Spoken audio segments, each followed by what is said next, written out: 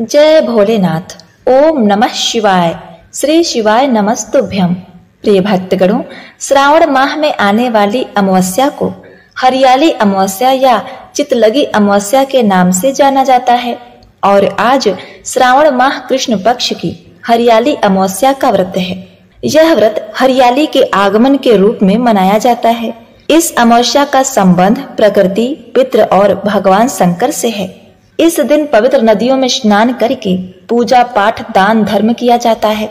विशेष रूप से हरियाली अमावस्या के दिन पीपल, बरगद, नींबू, आम तथा तुलसी आदि का वृक्ष रोपण करना अनंत फलों को देने वाला माना जाता है।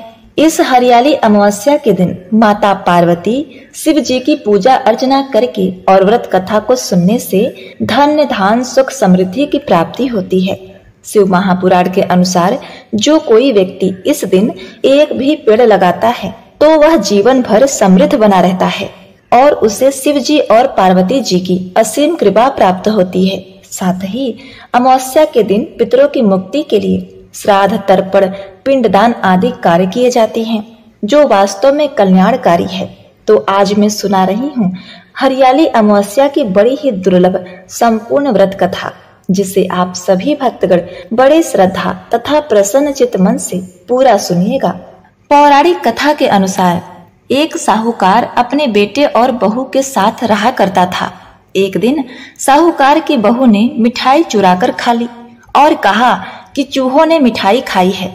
यह सुनकर चूहों को काफी क्रोध आया, जिन्होंने मन में धारण कर लिया कि एक दिन वह साहूकार की बहू को अवश्य ही मजा चखाएंगे। एक दिन साहूकार के घर में कुछ अतिथि आए थे, जिनके सोने की व्यवस्था एक कमरे में की गई। अब चूहों ने साहूकार की बहू के वस्त्र अतिथियों के पलंग पर रख दिए और सुबह जब नौकर कमरे की सफाई करने आए तो उन्होंने बहू के वस्त्र वहां देखे। आपस में कानाफूसी शुरू हो गई, जिसकी खबर साहूकार को भी गई और अपने बहू को चरित्रहीन समझकर उस साहूकार ने उसे घर से बाहर निकाल दिया। साहूकार की बहू पीपल के पेड़ के नीचे रोज दिया जलाया करती थी। एक दिन साहूकार जब थक हार कर पीपल के पेड़ के नीचे बैठा तो वहां पर साहूकार की बहू द्वारा दीपक रखा हुआ था और वहीं पर एक और दिया जल रहा था। दोनों दीपक आपस में बातें करने लगे। एक दीपक ने दूसरे से पूछा, तुम किस घर के दिए हो? तो उसने कहा, मैं इस नगरी के साहूकार के घर का दिया हूँ और साहूकार की बहू रोज पीपल के पेड़ के नीचे मुझे रख कर जाती है। इसके बाद वह दूसरे दीपक को बताने लगा कि साहूकार की बहू को मिठाई खाने का बड़ा ही शौक है और एक दिन उसने मिठाई खाने के पश्चात यह कह दिया कि चूहों ने मिठाई खा ली ताकि उसे डांट न पड़े। यह बात सुनने के बाद चूहों ने क्रोध में आकर साहूकार के घर में आए हुए अतिथियों के पलंग पर बहू के वस्त्र रख दिए। यह बात जब सारी नगरी में फैल गई तो साहूकार ने अपनी बहू को चरित्रहीन समझकर उसे घर से बाहर निकाल दिया, जबकि वह बहुत ही भली स्त्री थी। पूजा पाठ करके प्रसाद भी सब में बांट देती थी। घर से निकलने के बाद अब वह पीपल के पेड़ की पूजा करती है। पहले जहां वह हरियाली की अमावस्या पर 1.25 सेर प्रसाद चढ़ाती थी, पर अब 1.25 पाव का प्रसाद चढ़ाती है। यह बातें कहने के बाद दीपक ने कहा कि वह चाहे ससुराल में रहे चाहे अपने मायके में रहे, सब जगह उसको पीपल के पेड़ का आशीर्वाद प्राप्त होगा। अब तुम इस व्रत की कथा को सुनो, जिसे शिव जी ने सुनाया था और माता पार्वती ने सुना है, जिसे सुनने से अक्षय पुण्य फल की प्राप्ति होती है। भगवान भोलेनाथ कहते हैं कि हे पार्वती, प्राचीन काल की बात है, काशीपुरी नामक नगरी में एक देव शर्मा नामक बहुत ही महात्मा राजा राज्य करता था। राजा देव शर्मा की बड़ी ही पतिव्रता और संस्कारी रानी थी। रानी का नाम सुमित्रा देवी था। वह दोनों पति पत्नी भगवान भोलेनाथ के बहुत बड़े भक्त थे। भगवान भोलेनाथ की आराधना करने के लिए मंदिर जाना उनका प्रतिदिन का काम था। राजा देव शर्मा धर्म पूर्वक अपने राज्य का संचालन कर रहा था। राजा के राज्य में कोई भी व्यक्ति दुखी नहीं था। समस्त जनता सुख और वैभव से संपन्न थी। चारों तरफ खुशियां ही खुशियां थीं। भगवान भोलेनाथ कहते हैं, हे पार्वती, इसी प्रकार धीरे धीरे कुछ समय व्यतीत हो गया, परंतु राजा के यहाँ कोई संतान उत्पन्न नहीं हुई। राजा की आयु भी ढल चुकी थी। एक दिन की बात है, सुबह सुबह राजा अपने नगर के एक बागीचे में टहल रहा था और उधर से एक झाड़ू वाली गली में झाड़ू लगा रही थी। तब वह स्त्री राजा को देखते ही अपना मुंह दूसरे तरफ फेर कर खड़ी हो गई। उसका ऐसा व्यवहार देखकर राजा देव शर्मा को बिल्कुल भी अच्छा नहीं लगा। राजा उस समय तो भगवान शिव की पूजा करने मंदिर जा रहे थे, इसलिए उसने कुछ भी नहीं कहा। लेकिन जब वह राज दरबार में आए तो उन्होंने अपने एक सैनिक को बुलाकर कहा, तुम जाओ और उस झाड़ू वाली को बुलाकर लाओ, उससे मुझे कुछ जरूरी बातें करनी है। वह सैनिक उस झाड़ू वाली के पास जाता है, जिसने राजा को देखकर मुंह फेर लिया था। सैनिक ने कहा, तुम्हें राजा ने दरबार में बुलाया है। वह झाड़ू लगाने वाली मन में विचार करने लगी कि महाराजा का आदेश है तो टाल नहीं सकती, इसलिए चलना तो पड़ेगा, लेकिन पुत्रहीन राजा का मुंह देखना बहुत ही बुरा होगा।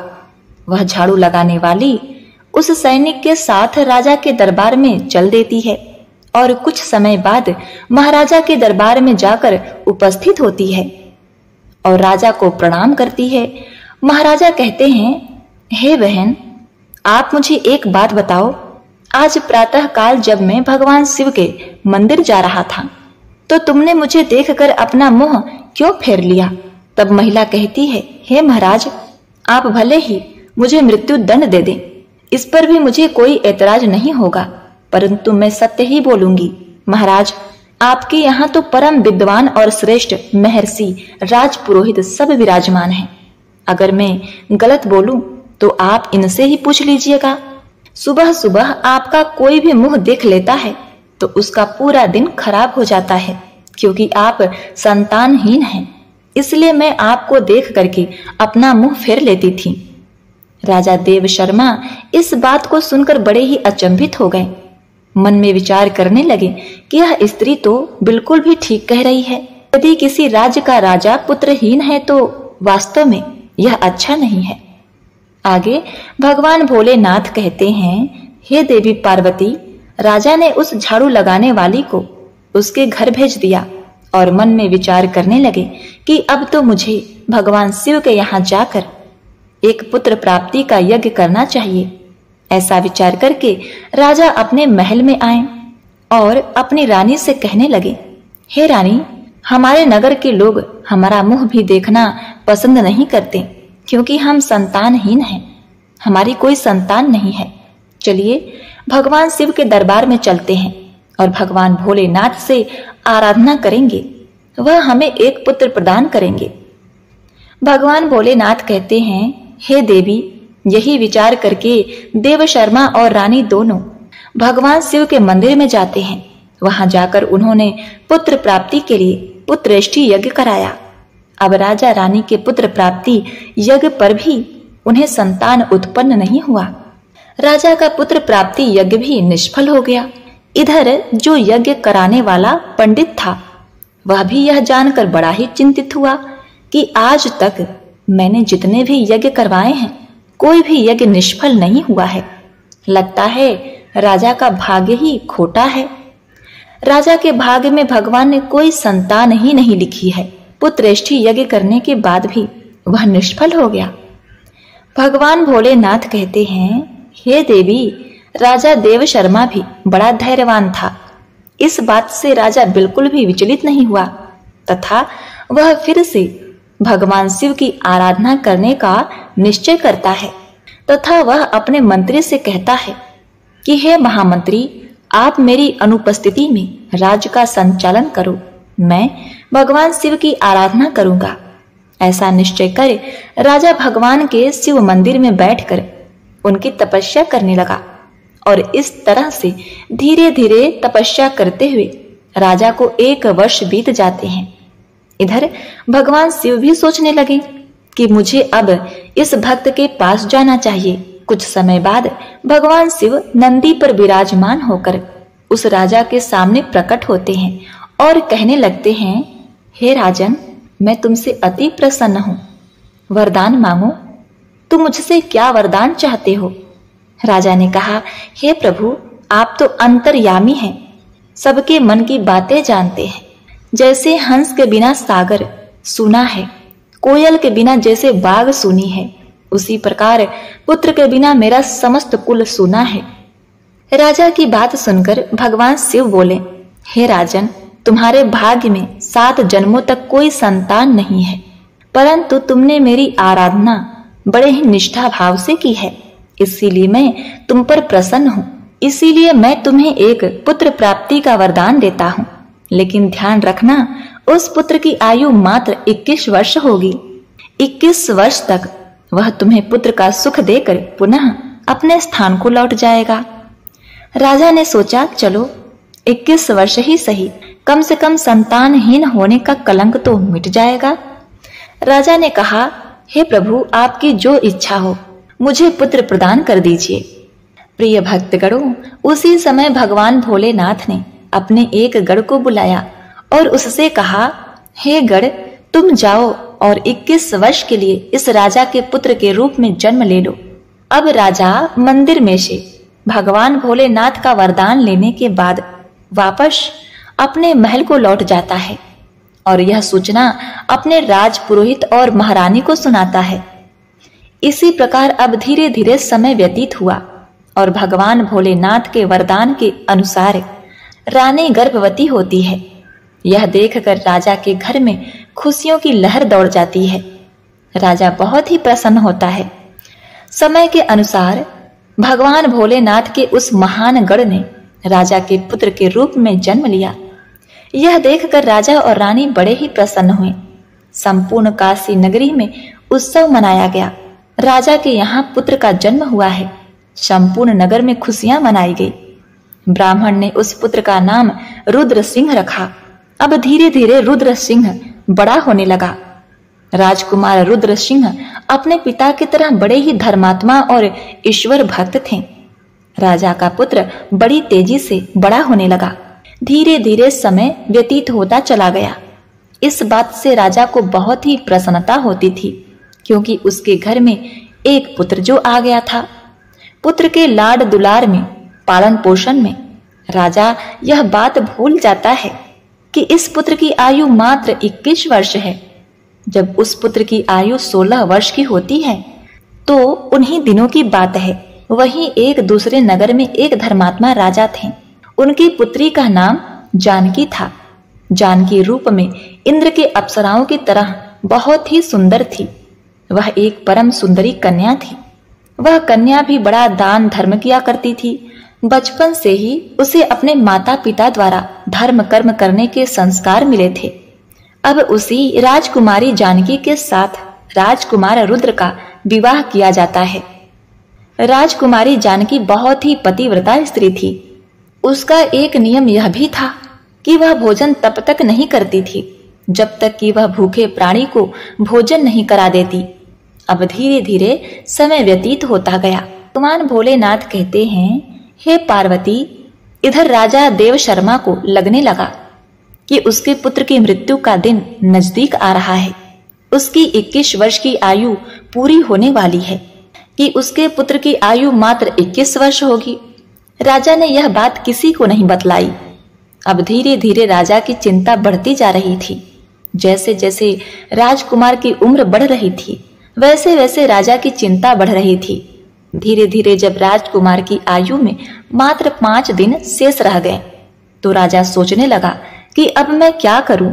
मेरा पुत्र तो 5 दिन के बाद मृत्यु को प्राप्त हो जाएगा। पुत्र मोह के कारण भगवान भोलेनाथ के वरदान को भी राजा भूल गया था और पुत्र में आसक्ति होने की वजह से वह बीमार हो जाता है। अब तो राजा ने भोजन करना भी छोड़ दिया। इधर जब वह दिन आ गया जिस दिन उसके पुत्र की मृत्यु होने वाली थी, उस दिन राजा सुबह से ही भगवान भोलेनाथ का ध्यान करने लगता है और भोलेनाथ से कहने लगा, हे प्रभु, पुत्र के जाने का दुख सहन करने की मुझे शक्ति प्रदान करिए। विधि के लिखे को तो कोई नहीं बदल सकता, जो होता है वह तो होकर ही रहेगा। उस राजकुमार की जो नवविवाहिता स्त्री थी, वह प्रतिदिन भूखों को भोजन कराया करती थी, पक्षियों को दाना चुगाया करती थी। रोज की तरह उस दिन भी वह अपने धर्म कर्म में लगी हुई थी। इधर यमलोक में यमराज ने देखा कि आज राजकुमार रुद्र सिंह की मृत्यु का दिन है, तो यमराज तुरंत अपने 2 दूतों को आदेश देते हैं कि जाओ, अब से 1 घंटे के पश्चात तुम्हें राजकुमार रुद्र सिंह के प्राण उसके शरीर से निकाल कर लाने हैं। राजकुमार रुद्र सिंह के प्राण तुम ऐसे नहीं निकाल सकते। इसके लिए तुम्हें एक सर्प के पास जाना होगा और उस राजकुमार के मृत्यु के लिए उसे प्रेरित करना होगा, क्योंकि उस राजकुमार की मृत्यु सर्प के डसने से ही होगी। जो सर्प उसे डसेगा तभी उसकी मृत्यु हो सकती है। यमराज ने अपने दोनों दूतों से कहा कि जाओ और शीघ्रता से अपना काम पूर्ण करो और 1 घंटे के अंदर ही उसके प्राणों को लेकर आना। दोनों यमदूत राजकुमार रुद्र सिंह के प्राण लेने के लिए चल दिए और उधर यमराज की माया से प्रेरित होकर एक सर्प राजमहल में प्रवेश करता है। अब वह सर्प तो यमराज से प्रेरित था, इसलिए घूमता हुआ वह राजकुमार की सैया पर जा पहुंचा, जहां राजकुमार सोया करता था। वहां जाकर राजकुमार के बिस्तर के पास बैठ जाता है। यमराज के दोनों दूत राजमहल के द्वार पर खड़े हो जाते हैं और समय पूरा होने का इंतजार करने लगते हैं। सोचते हैं कि 1 घंटे का समय कब खत्म हो और यह नाग उस राजकुमार को डसेगा, तब हम उसके प्राणों को लेकर यमलोक जाएंगे। इस प्रकार यम के दूत विचार कर ही रहे थे कि तभी क्या होता है कि उसी नगर में एक गरीब ब्राह्मण रहता था। उसकी एक विधवा कन्या थी। उस ब्राह्मण के पुत्री के पति की कुछ ही दिन पश्चात मृत्यु हो गई थी और वह ब्राह्मण की पुत्री गर्भवती भी थी। वह बेचारा ब्राह्मण भीख मांगकर लाता और उसी से अपना जीवन निर्वाह करता था। उसी से वह अपना और अपने बेटी का पेट पालन पोषण करता था। इधर उसी दिन उस ब्राह्मण के पुत्री का 9 महीना पूरा हो गया था और उसकी पुत्री ने एक पुत्र को जन्म दिया और पुत्र को जन्म देने के बाद उसे बहुत तीव्र भूख लगती है, भोजन की आवश्यकता पड़ती है, क्योंकि जो प्रसव काल की भूख होती है वह बहुत ही तेज होती है। अब वह अपने पिता से भोजन मांगती है। वह बेचारा गरीब ब्राह्मण भोजन लेने के लिए आसपास के गांव में चला जाता है, लेकिन उसके रोज रोज मांगने के कारण उसको भोजन प्राप्त नहीं होता है और उस गरीब को कोई भी खाने को नहीं देता। इधर उस लड़की की भूख उसे बहुत ही बेचैन कर रही थी, तो वह लड़की अपने पिता से कहने लगी, हे पिताजी, मैं भूख के मारे मरी जा रही हूँ। बिना भोजन के 3 दिन हो चुके हैं। तुम्हें कुछ भीख में मिला हो तो मुझे खाने को दे दो, नहीं तो मैं अपने बच्चे को ही खा जाऊंगी। तब वह बूढ़ा ब्राह्मण कहता है, हे पुत्री, तुम इस पुत्र को मत खाना। मैं आज कोशिश करता हूँ। मैं अभी भोजन मांगने के लिए कहीं फिर से जाता हूँ। अब वह ब्राह्मण उसी नगर के राजा देव शर्मा के द्वार पर जाता है और वहां राजा के द्वार पर जाकर उनसे कुछ मांगता है। और इधर जो राजकुमार की धर्मपत्नी जानकी थी, वह रोजाना गरीबों को भोजन कराया करती थी। उस दिन महाराजा तो बीमार पड़े थे, इसलिए आज उसने गरीबों को कोई भोजन नहीं कराया, परंतु उसने अपने पति के लिए जो भोजन बनाया था उसमें कई प्रकार के व्यंजन थे और पकवानों से सजाकर भोजन का थाल उसने रख दिया कि उसके पति आएंगे तो वह भोजन ग्रहण करेंगे। लेकिन इतने में वह बूढ़ा आदमी उसके द्वार पर पहुंचता है। इधर राजकुमार रुद्र सिंह की पत्नी जानकी को द्वार पर खड़ा वह दीनहीन वृद्ध आदमी दिखाई देता है और उस बूढ़े को देखकर उसके मन में दया आ जाती है। बूढ़े आदमी ने उसकी तरफ देखा तो कहने लगा, हे पुत्री, यदि मुझे इस समय कुछ भोजन मिल जाए तो तुम्हारा बड़ा ही उपकार होगा। राजकुमारी ने देखा कि यह कोई गरीब आदमी है और मुझसे भोजन मांग रहा है। यह भोजन तो मैंने अपने पति के लिए बनाया है। अगर यह भोजन मैं इसे दे देती हूँ तो मेरा पति क्या खाएगा? फिर वह सोचने लगती है कि मेरे पति को आने में अभी कुछ समय लगेगा। वह अपने बीमार पिता के पास बैठे हैं, तब तक मैं दूसरा भोजन बना लूंगी। तब उस राजकुमारी ने वह भोजन उस बेचारे गरीब ब्राह्मण को दे देती है। बूढ़ा व्यक्ति उस भोजन को लेकर चला जाता है। वह बड़ी शीघ्रता से चलता हुआ भोजन को लेकर अपने घर पहुंचता है, क्योंकि उसकी पुत्री 3 दिन से भूखी थी। और इधर क्या होता है, जो राजा का पुत्र था, अपने पिता का देखभाल करने के बाद, उसको वैद्य को दिखाने के बाद राजा के कक्ष से निकलकर अपने कक्ष की ओर जाने लगता है। उसके महल के द्वार पर 2 यमदूत तैयार खड़े थे और वह नाग उसको डसने के लिए उसके बिस्तर पर बैठा हुआ था। इधर उस वृद्ध ने उस भोजन को लाकर अपनी पुत्री को दे दी। तब भगवान भोलेनाथ कहते हैं, हे देवी पार्वती, आप यह ध्यान रखें कि किसी भी विपत्ति को टालने के लिए मनुष्य को एक संकेत मात्र मिलता है, और यदि व्यक्ति उस समय को पहचान जाए, उस संकेत को समझ जाए, तो बड़ी से बड़ी विपत्ति भी टाली जा सकती है। राजकुमार ने अपने कक्ष में जाने के लिए जब सीढ़ियों पर पैर रखा तो उसे छींक आ गई। उधर उसका निर्धारित समय पूरा होने वाला था। यम के दूत बड़े ही उतावले हो रहे थे कि 1 घंटे का समय पूरा होने वाला है, उसमें कुछ ही क्षण शेष बचे हैं। साथ साथ उधर वह नाग गुस्से में बैठा हुआ उसके आने का इंतजार कर रहा था। फिर वह राजकुमार आएगा और मैं उसे डसूंगा। इधर वह बूढ़ा गरीब ब्राह्मण भोजन ले जाकर अपनी बेटी को दिया था, तो लड़की ने उस भोजन को खाने के बाद पूछा कि हे पिताजी, यह भोजन आपको किसने दिया है? लड़की के पिता ने कहा, पुत्री, यह भोजन यहाँ की महारानी ने दिया है। यहाँ के राजा के जो पुत्र वधू हैं, उसने मुझे यह दया करके स्वादिष्ट भोजन दिया है। भोजन देखकर लड़की की आत्मा से दुआ निकलने लगी।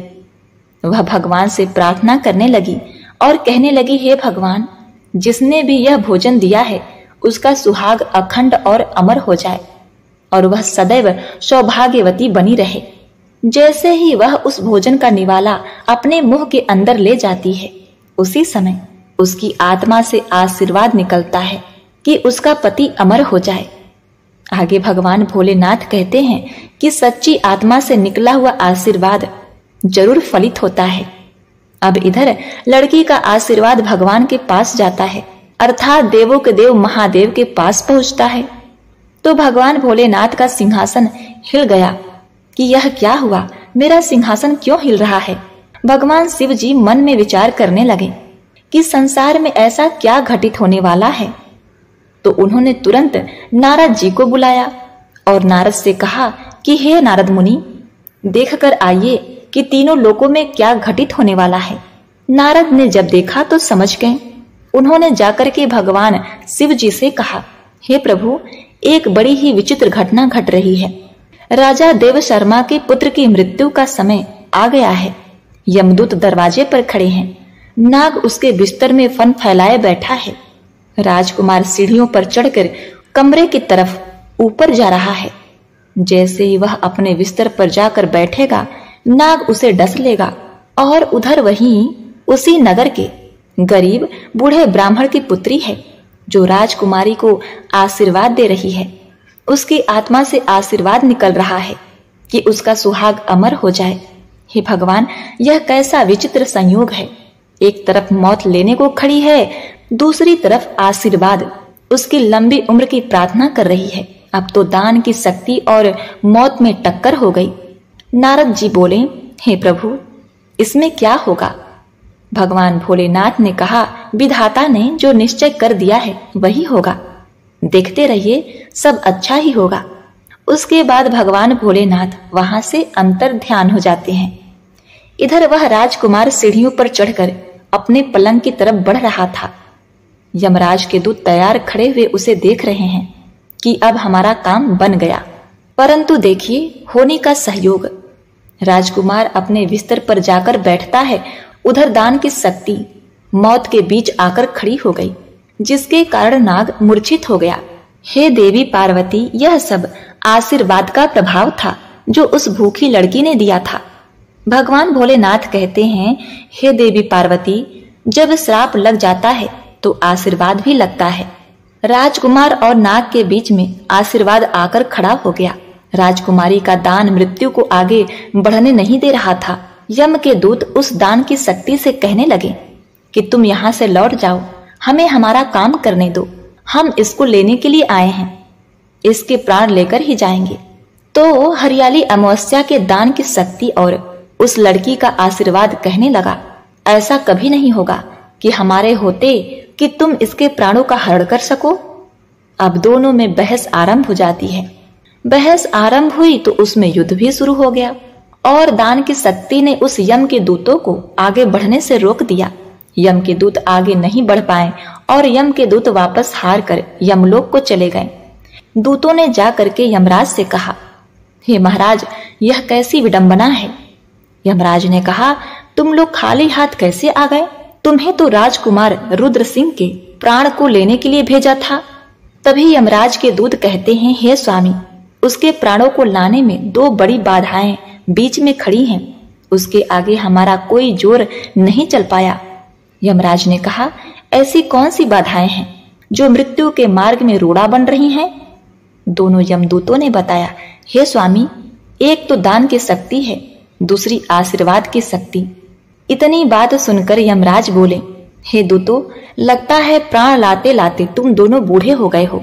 मैं जाकर देखता हूँ कि कौन सी बाधा राजकुमार के प्राण लेने से रोकती है। फिर भगवान शिव जी कहते हैं, हे देवी पार्वती, फिर यमराज धरती लोक पर स्वयं ही आए। यमराज जब वहां उपस्थित हुए तो वहीं भगवान शिव जी भी प्रकट हो गए। यमराज ने भगवान भोलेनाथ को देखा तो भगवान भोलेनाथ को देखकर उनके चरणों में प्रणाम किया। शिव जी यमराज से बोले, हे यमराज, आप नहीं जानते हो, आपके विधान के अनुसार इसकी आयु पूर्ण हो चुकी है, परंतु जिस प्रकार श्राप का मान रखा जाता है उसी प्रकार आत्मा से निकलने वाले आशीर्वाद का भी मान रखा जाता है। उस आशीर्वाद को आप कैसे निष्फल कर सकते हैं? यमराज बोले, हे भोलेनाथ, हे प्रभु, अब इसका उपाय आप ही बताइए, मैं क्या करूं? तो भगवान भोलेनाथ यमराज से कहते हैं, आप इस राजकुमार की आयु 100 वर्ष कर दीजिए और 100 वर्ष के बाद इसको आप ले जाना। यह उस शक्ति के आशीर्वाद के कारण और वरदान के कारण मृत्यु के योग्य नहीं है, इसीलिए मृत्यु को इसने जीत लिया है। भगवान भोलेनाथ के कहने पर यमराज ने प्रकृति के नियमों में परिवर्तन किया और राजकुमार रुद्र सिंह की आयु को बढ़ाकर 100 वर्ष कर दिया। इसके बाद यमराज यमलोक को लौट गए। इधर राजकुमार रुद्र सिंह की आयु 100 वर्ष हो गई। भगवान भोलेनाथ कहते हैं, इस प्रकार अमावस्या के दिन एक भूखे को दान देने पर राजा की औलाद पर आई मृत्यु टल गई। इसीलिए तो मनुष्य के अच्छे कर्म, दया भाव, दीनहीन की सेवा मृत्यु को भी टालने में समर्थ रखती है। लेकिन मनुष्य को यह देखना चाहिए कि जिसको वह दान दे रहा है वह उस दान का पात्र है या नहीं, अर्थात वह दान देने के योग्य है या नहीं। यदि मनुष्य सुपात्र को दान देते हैं तो उस दान के सामने मौत भी पराजित हो जाती है। यदि व्यक्ति किसी की सेवा करके और उसके कठिन समय में काम आकर उसकी मदद करते हैं और यदि किसी का आशीर्वाद लेते हैं तो वह आशीर्वाद मृत्यु को भी टाल सकता है। दान की और आशीर्वाद की शक्ति बहुत बड़ी होती है, उस शक्ति से बड़ा संकट टल जाता है। इस प्रकार भगवान शिव जी ने माता पार्वती को बताया कि वह कौन सी बातें हैं जो संतान पर आए मृत्यु भी टाल सकती है। प्रिय भक्तगणों, दोनों दीपकों द्वारा सुनाई गई माता पार्वती और शिव जी की यह बात और कथा सुन करके साहूकार ने घर आकर अपनी पत्नी को सारी बातें बताई। उसके बाद वह दोनों बहू को मान सम्मान के साथ अपने घर ले आए। अगले साल हरियाली अमावस्या आने पर साहूकार एवं साहूकार के सारे परिवार ने 1.25 सेर प्रसाद चढ़ाया और भगवान भोलेनाथ से प्रार्थना की कि श्रावण अमावस्या पर जो भी व्यक्ति पीपल का पूजन करे और पेड़ पौधे लगाए, भगवान शिव माता पार्वती की पूजा अर्चना करे, उन्हें अखंड सौभाग्य देना, उनके घर को धन धान से संपन्न बना देना। तो बोलिए ओम नमः शिवाय। प्रिय भक्तगणों, कथा को समाप्त करते हुए अब आइए श्रवण करते हैं भगवान शिव जी की चालीसा। इसे श्रवण करने से भक्तों को सभी दुखों से मुक्ति मिल जाती है। जय गणेश गिरिजा सुवन मंगल मूल सुजान। कहत अयोध्या दास तुम देहु अभय वरदान। जय गिरिजापति दीन दयाला सदा करत संतन प्रतिपाला।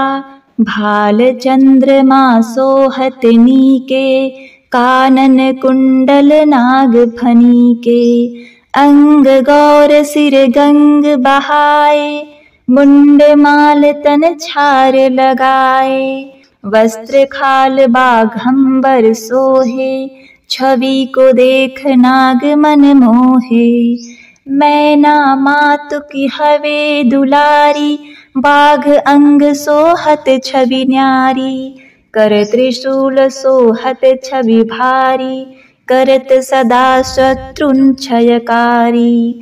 नंदी गणेश सोहे तह केसे सागर मध्य कमल है जैसे। कार्तिक श्याम और गणराऊ या छवि को कही जात न काऊ। देवन जब ही जाय पुकारा तब ही दुख प्रभु आप निवारा। किया उपद्रव तारक भारी देवन सब मिली तुम ही जुहारी। तुरत षडानन आप पठाऊ लवनी में महामारी गिराऊ। आप जलंधर असुर संहारा सुयश तुम्हारा विदित संसारा। त्रिपुरासुर सन युद्ध मचाई सब ही कृपा कर लीन बचाई। किया तपहि भगीरथ भारी पूर प्रतिज्ञाता सुपुरारी। धानिन मह तुम सम को नाही सेवक स्तुति करत सदाही। वेद माही महिमा तुम गाई अकथ अनादि भेद नहीं पाई। प्रकटि उदित मंथन में ज्वाला जरत सुरासुर भय विहाला। कीन्ही दया तह करी सहाय नीलकंठ तब नाम कहाई। पूजन रामचंद्र जब कीन्हा जीत के लंक विभीषण दीन्हा। सहस कमल में हो रह धारी कीन्ही परीक्षा तब ही पुरारी।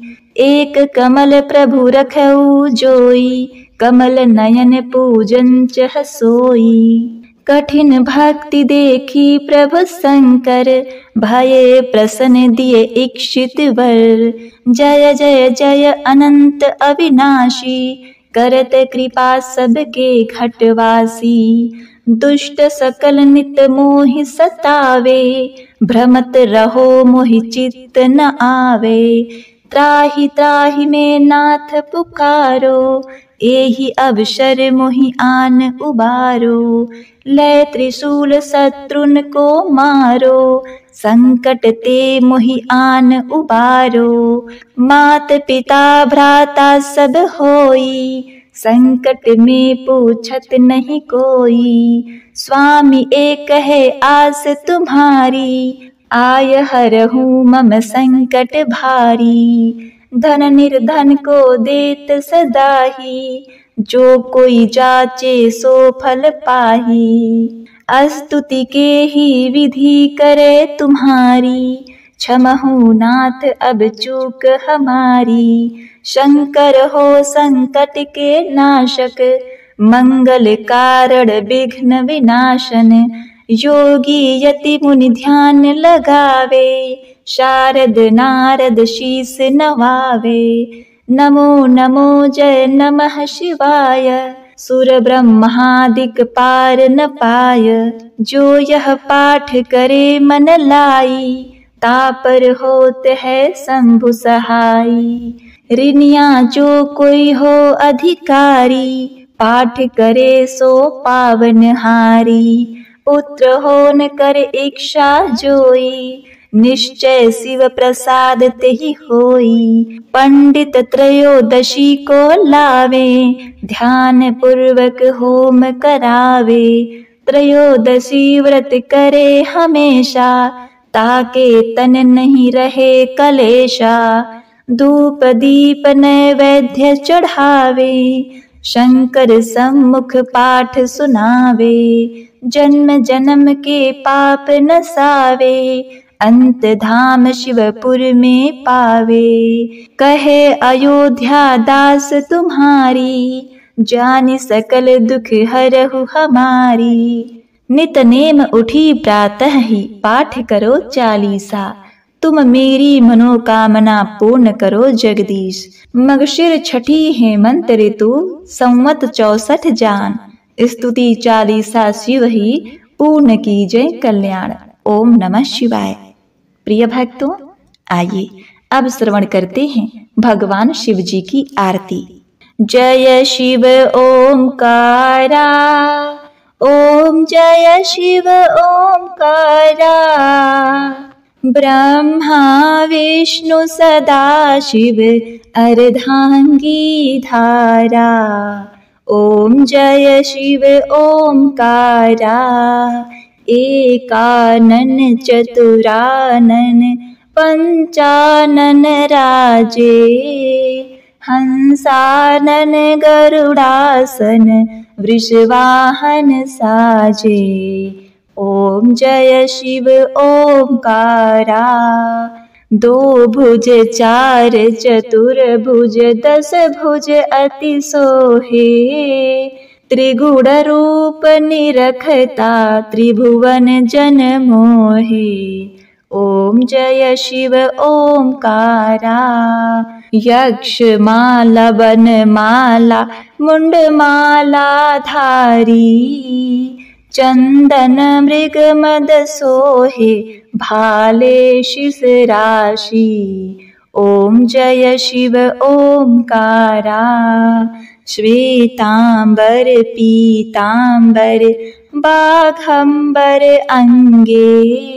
सनकादिक गरुड़ादिक, भूतादि संगे। ओम जय शिव ओंकारा। करके मध्य कमंडलु, चक्र त्रिशूल धरता। जग करता जग भरता, जग संहारक करता। ओम जय शिव ओंकारा। ब्रह्मा विष्णु सदा शिव, जानत अविवेका। प्रणवाक्षर मध्य, ये तीनों एका। ओम जय शिव ओंकारा।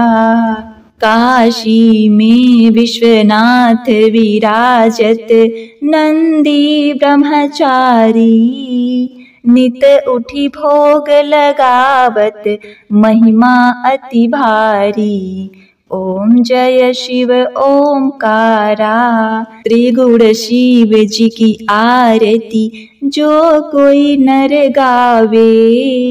कहत शिवानंद स्वामी, मन वांछित फल पावे। ओम जय शिव ओंकारा। कर्पूर गौरम करुणावतारम, संसार सारम भुजगेन्द्रहारम।